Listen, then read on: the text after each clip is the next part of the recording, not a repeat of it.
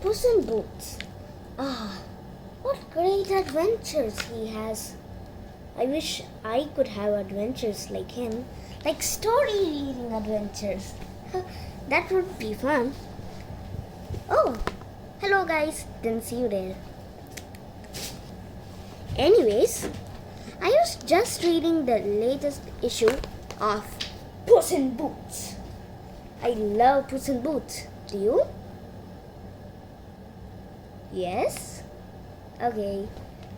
Now, do you want to read this Puss in Boots fairy tale? A pop-up book. Yeah, a pop-up book. We never ever had a pop-up book. It's fun to say it. Anyways, today we have a tiny bear. His name is Jumbo and he's one of my best friends. He's our guest for today. Come up, Jumbo. Hello, don't touch my scarf. He doesn't like it when I touch his scarf. Little old Jump. Okay, today me and Jumbo are going to read you the Puss in Boots fairy tale favorites. Okay, let's start. There was once a miller who had 3 sons. Oops, just a second. Nope, sorry. There was once a miller who had 3 sons. When he died, his sons divided their father's possessions between them. The oldest son took the mill, the second the donkey, and the youngest had nothing but the cat. Well, I actually like cats, but I don't like them. I like dogs. I'm actually a dog person, not a cat one. But still, Puss in Boots, right? Don't be sad, master, said Puss, the cat. Give me a sack and a pair of boots, and I'll soon make you richer richer than either of your brothers. Wow, I would like to be rich and give money to the poor. The boy was very surprised to hear the cat talk, but he gave him what he wanted.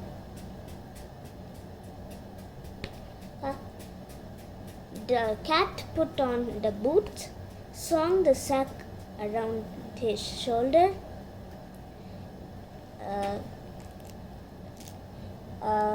what else? And set out to see the country. Soon he returned, smiling broadly. I don't even know what's that word. I'm not just acting. Boing. Look, this is Puss. This is the boy. Okay? So you won't be confused. It's like you're in the story. So fun. I have a plan, said Puss. Do as I say, master, and your fortune will be made. Go for a swim in the river and leave the rest to me. The miller's son did as Puss suggested, and while he was bathing, the king's coach came by.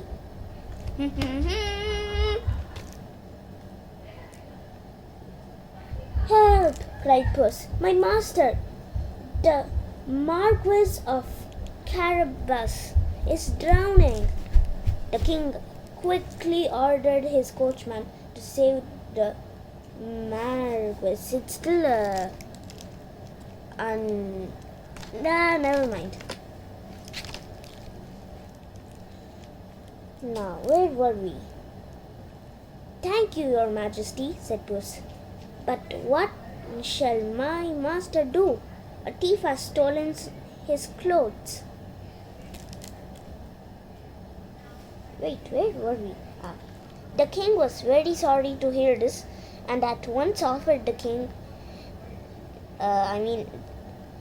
young man a suit of fine clothes. Seeing the miller's son dressed in these rich clothes, the Princess Jasmine, who was riding in the coach with the king, immediately fell in love with him.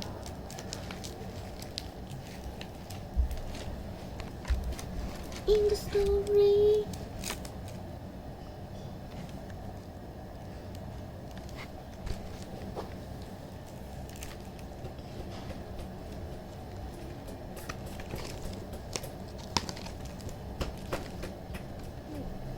hang on. Princess Jasmine pursued her father to let the miller's son ride with them in their carriage. Meanwhile, Puss ran on ahead. Soon he arrived at the huge castle where a terrible ogre lived. At once, Puss began to flatter the ogre, telling him that his fame had spread far and wide. The ogre was delighted with this. He invited the cat to come inside and gave him food and drinks.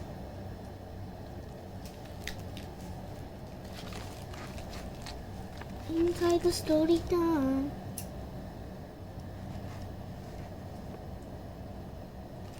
See, this is the ogre and you already know Puss.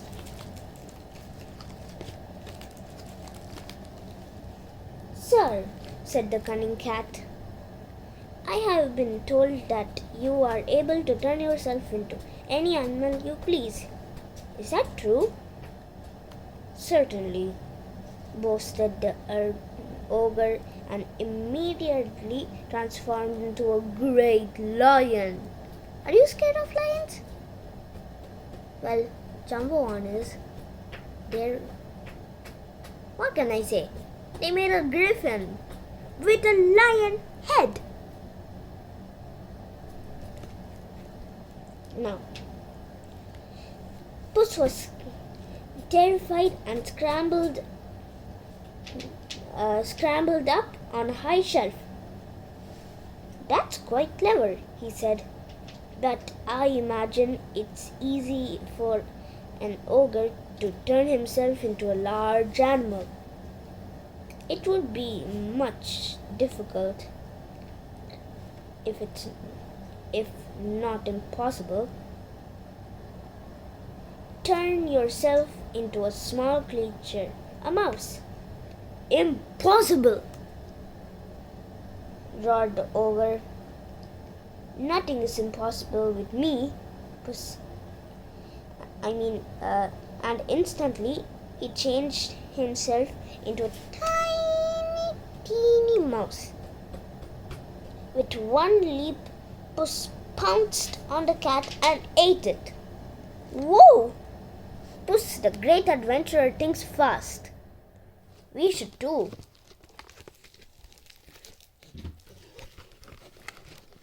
Live in the story.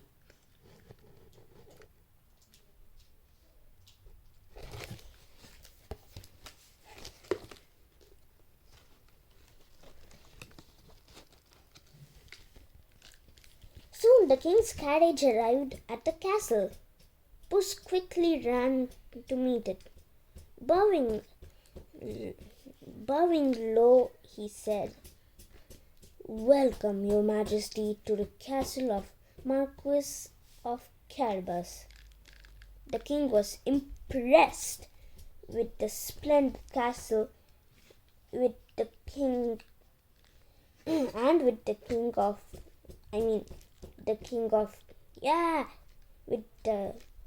Marquis of Carabas. He declared, since the Marquis and his daughter, Princess Jasmine, had obviously fallen in love. They ought to get married. This they did and lived happily ever after. As for Puss, he lived off the fat of the land until the end of his days. Live in the story.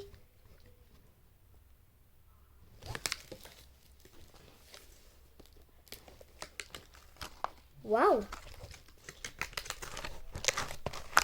That's the end of the story. It was such an exciting story, huh? 10 minutes. Well, it was worth it. Right. Well, see you next time. Jumbo one, would you please? Scarf. I gotta turn this off.